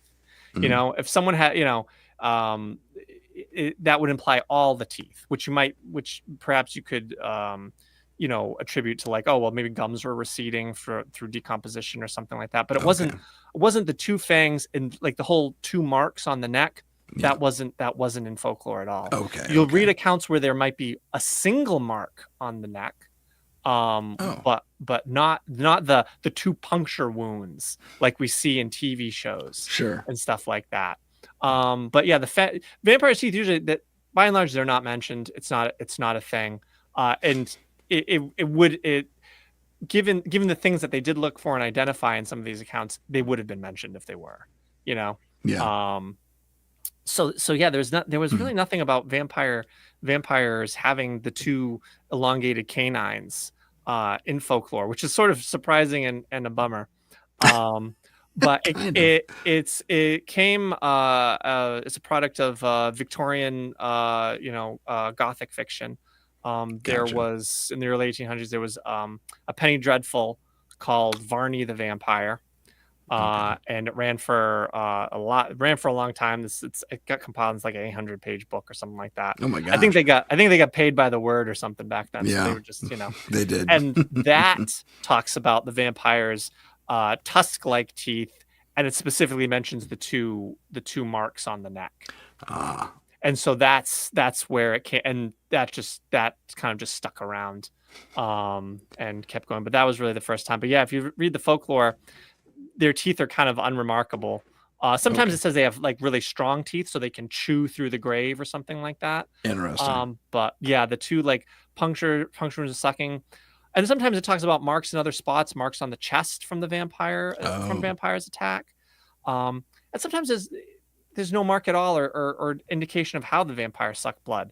They simply, people are sick, we dig up the corpse, we see the blood around the mouth. Vampire. Ipso facto. There it is. Well, that was easy. Yeah. Must be it. But in terms of how, in some ways it didn't matter, because they thought clearly it is happening as far as they're concerned. We don't need to say how precisely he's doing it. It could just be magic in some form. You know what I mean? Like it's just, it's happening, through space. That like a mystical explanation. Gotcha. Okay. Yeah. Okay, well, that's interesting. Yeah. Yeah. I am bummed by the lack of fangs, I know. but that's okay. Yeah, I know. It's a surprising one, but yeah, it doesn't ever come up. So. There's a painting, and I don't know who did it. Semi-famous painting, depicting a Greek Lamia who was a cursed woman who ate children, basically. Yep. And there they gave her what is essentially a lion's mouth, the twin fangs coming down, and twin canines rather coming down, and mid bite of some child corpse, and kind of gross actually. But it's fascinating that they went with that interpretation, and there are the floor around her is littered with bones and body parts and stuff like that, and it's more like a lion, yes, feasting versus someone gently like sipping, someone sneaking in, right, and discreetly sucking blood and then there was no discretion at all in this image. It was an animal feasting on a kill, basically. And it was just as bloody as you might imagine. And it was just an interesting interpretation. It's like, wow. So, yeah, it actually speaks to what you just said too. There was, it's either that level of animal intent, and then that gives way to the Victorian gentle person who's kind of lightly, tap at your neck or whatever. Now, okay, let's talk about people who, well, let's say, gosh, I don't even know if this is a real person. Madame Bovary is who I'm thinking of. Mm-hmm. Real person. I'm not sure. I'm not sure either. Internet check. Internet, please tell me. Please, yeah, right. I think I will do that while we're discussing this. But she was, I think she's a real person. Yeah, I'm a little embarrassed I don't know this. Madame Bovary, real or unreal? She was this duchess or princess or something along those lines who, oh, it's a novel. It's a character. Mm. Okay. Yeah, fictional character. Well, I'll shut up then. But she was still a vampire, but I don't think she had the typical vampire traits.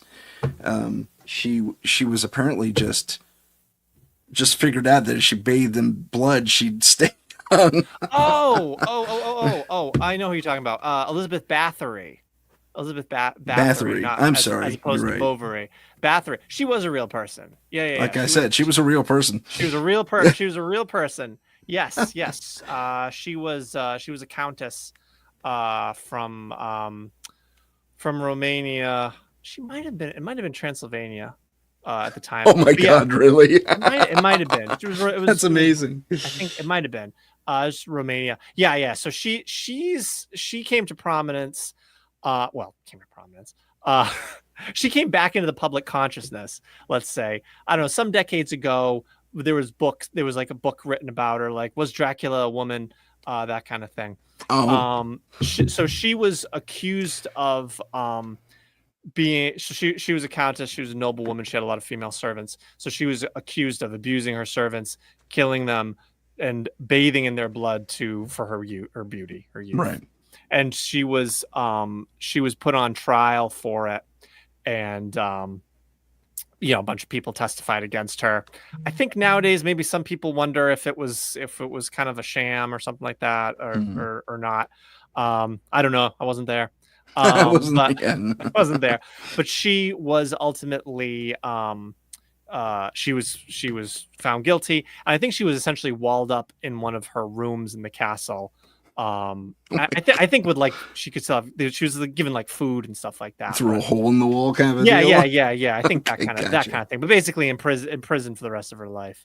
And I don't think I'm not sure if she lived much long afterwards. But yeah, that was the thing. Now, so she's often brought up with like vampire stories, vampire accounts, like, oh, she was a vampire. Thing is, she was like, no one thought she was a vampire, actually. Yeah. She was like, they thought she was like a serial killer and and disturbed.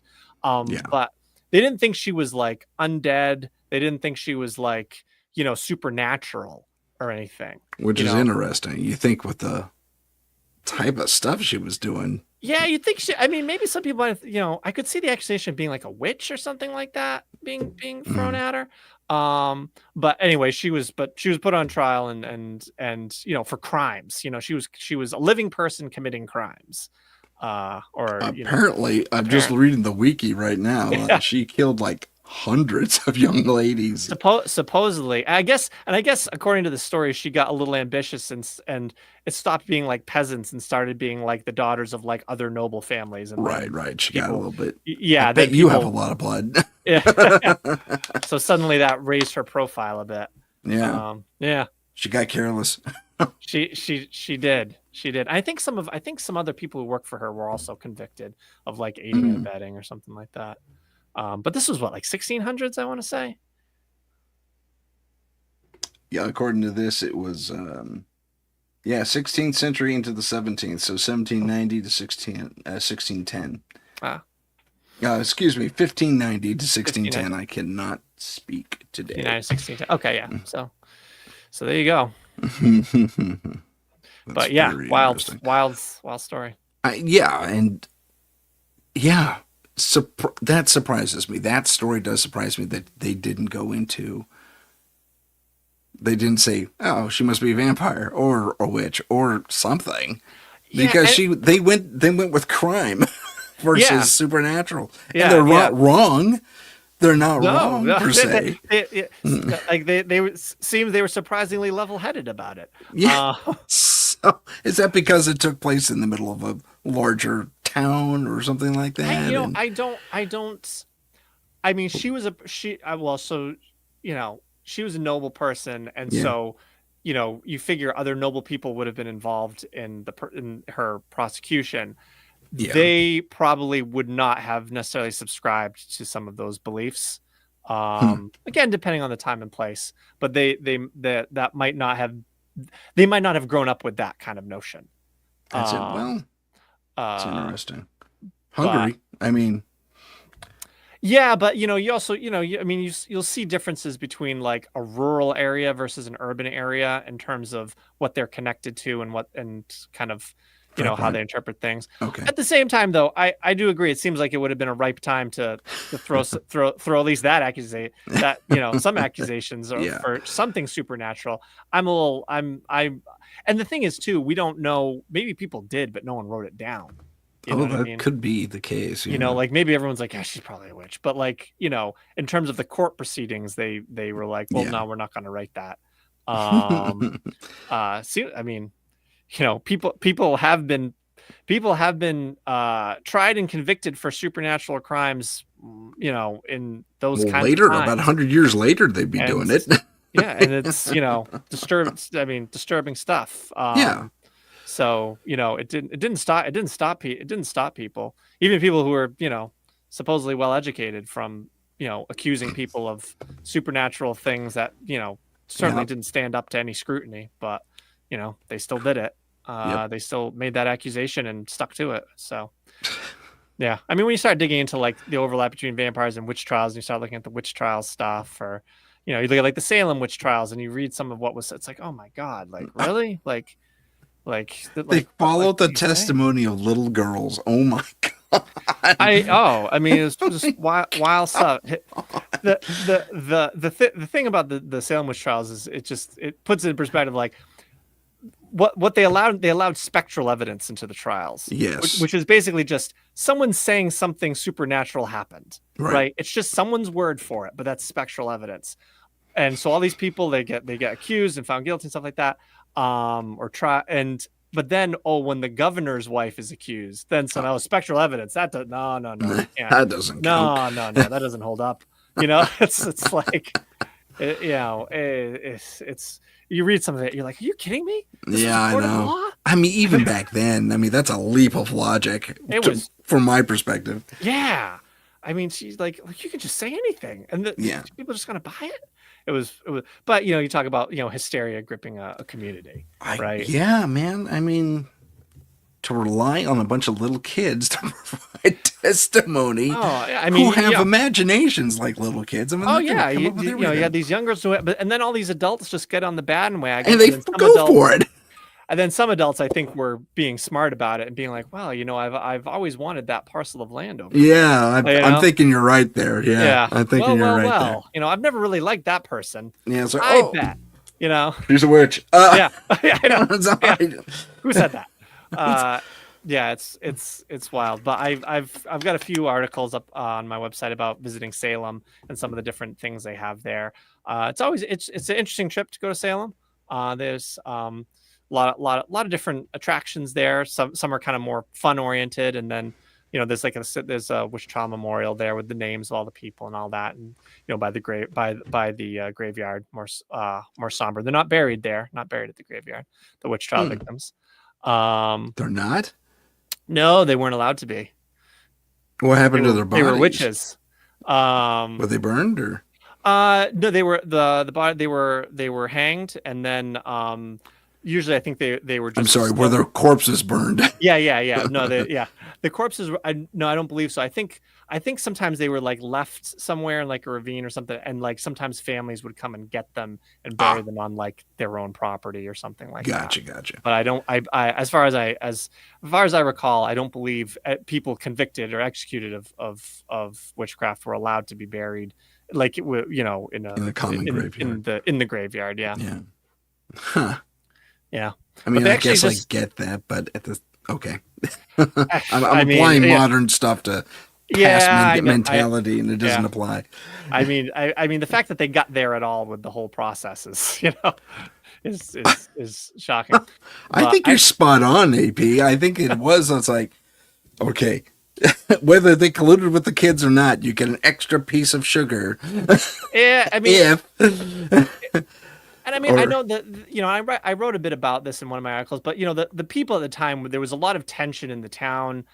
People were worried about, like conflicts that were going on, and there was like, I think there was like an influx of people there, so like resources were tight, and so there were a lot of pressures going on. So I think that kind of added to this atmosphere that made it kind of ripe for that kind of thing. gotcha. But they found the actual execution site some years back, had been lost. They didn't know exactly where the execution site was. Really? Yeah, but thanks to some historians and archaeologists, they found the spot, and some years ago they erected kind of a monument at the spot where the actual executions were, which is kind of a little bit further away from the downtown, so people don't go to that as much. But I did write an article about it. I have some pictures there.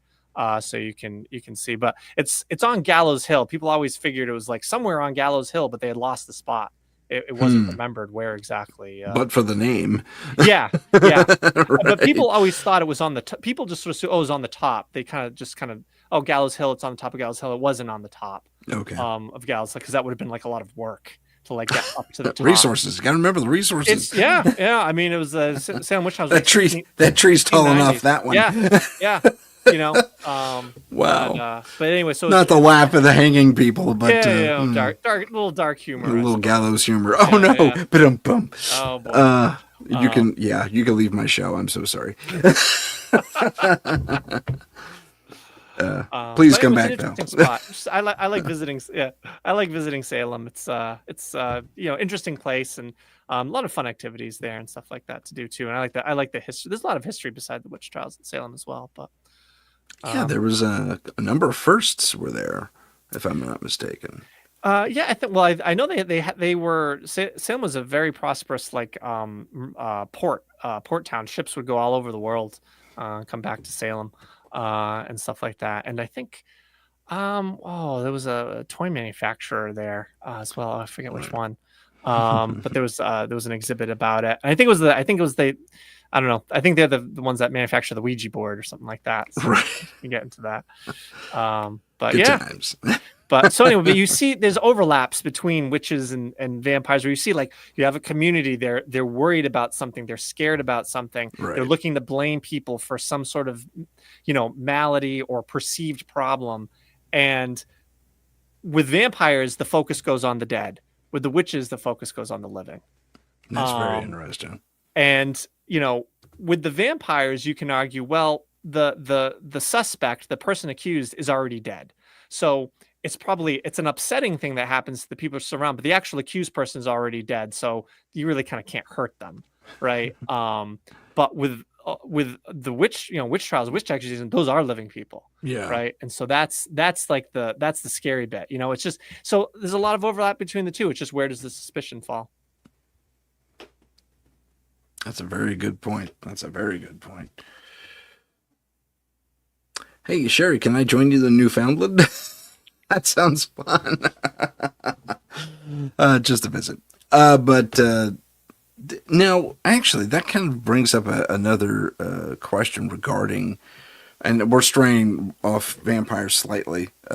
There was a similar witch trial thing in Canada, wasn't there? Oh, I'm not aware, actually. Okay, I thought there was, and I thought maybe it was Newfoundland when they did where they pulled that off. But I don't know. Perhaps Sherry can enlighten me. Let's go back to vampires. We have 10 minutes left. Okay, let's talk about your book. So, the name of the book is Vampires of Lore. And in the book, you explore not only everything we've talked about today, but what other aspects do you explore in the book? Well, basically, the book, I really kind of go trait by trait. Each chapter is sort of devoted to a trait that we associate to modern vampires. And I try to figure out You know, is this an actual authentic piece of folklore, or is this something that was introduced in modern times, either through literature or movies or what have you? So Gotcha. each one is kind of addresses that. So I talk about things, I talk about the fangs, I talk about the turning into animals. I talk about kind of the superpowers that we sort of associate with vampires, like flying or strength and stuff like that. The appearance of vampires, like, we tend to think of them as sort of cadaverous or whatever, while we talked about today that they were thought to be like healthy looking and fresh looking, Right. not corpse looking. How you create a vampire, like what causes a vampire to come into existence. I talk a bit about that, because we often just think, oh, someone bitten by a vampire becomes a vampire, but that's not necessarily what people believed, back in times gone by. So I talk about kind of all of those different sorts of traits. I think one of my last chapters, my last chapter is about witches and werewolves and some of the overlaps. Good. Yeah, talk about crosses and holy water and stuff like that. So all of the things you tend to associate with a vampire. I'm like, what's the story here? Yeah. And there's a lot of citations. Anytime I say something about vampires, I put a citation. You can see where I got it, where it came from. Excellent. You can Excellent learn, work. That's fantastic. learn what I did, and read that source, see what it says. Yeah. Well, I think that's wonderful. I think most authors who do this type of work should do that, if they don't anyway. Yeah, I think that's very important, because you don't want to, it's like, here's my theory. It's not like you have I don't know if you do have a doctorate of any sort, but I mean, even if you did, you still have to cite your sources, I would say. Oh, you do. It's essential. It's essential to when you're kind of, you're trying to do this analysis. And I was trying to sort of like peel away the modern vampire to get at the original vampires, like the folklore vampire. Sure. And I hit so many stumbling blocks with people saying things that then I kind of found out weren't, were sort of fudged or not quite, quite authentic. Then it's like, well, I need to make sure I'm doing my homework here. Gotcha. And it's like, if I said something like, oh, well, here's where it's from, you can read it for yourself. You don't need to take my word for any of it. Exactly. It's fantastic. Now, you wrote this how many years ago? I think it came out in 2019. Oh, rather recent then. Okay. That's fantastic. So, any follow-up compendiums in the future, or follow-up books in general? Yeah, I've slowly been chipping away at some other kind of another piece of work, which I don't know if vampire themed. I'm not sure. Hopefully I get it done. I like doing it. But I'm sort of exploring different aspects of folklore and kind of honing in on some areas that maybe I talk about briefly in my book, but this kind of lets me like dive deeper. Oh, that's cool. Yeah, I mean, there's vampires in all sorts of places we don't tend to think of or talk about. I mean, in the Nordic countries, in the Icelandic sagas, they talk about the undead, draugurs, as they call them, and we don't, we don't ever sort of hear about that really. So like, I'm looking at that stuff, and that's really neat. That's really fantastic. And we can visit you and your various adventures exploring these things at locationsoflore.com, which is scrolling across the bottom of your screens, those of you who are watching. And we can also... Oh, there's another place, is there not, where you can visit you and get more information? I would say Locations of Lore is the place to go. I've got links to all my social media there. Okay. So you can, you can follow me on those things. But that's that. Locationsoflore.com. That's probably the best place to go to read up on what I'm up to, what I'm diving into. And there's not just vampire stuff on there. There's other, other places, other other kind of folklore Other and whatnot. monsters and stuff. Different monsters, yeah, different monsters. I wrote up a big thing about elves in Iceland. Fun. Yeah, Fun. yeah, that was really cool. I went to the elf capital in Did you Iceland. really? I did. I was on. Where's the lookout. elf capital? Yeah, it's in a town called hopefully I say it correctly, Hafnarfjörður.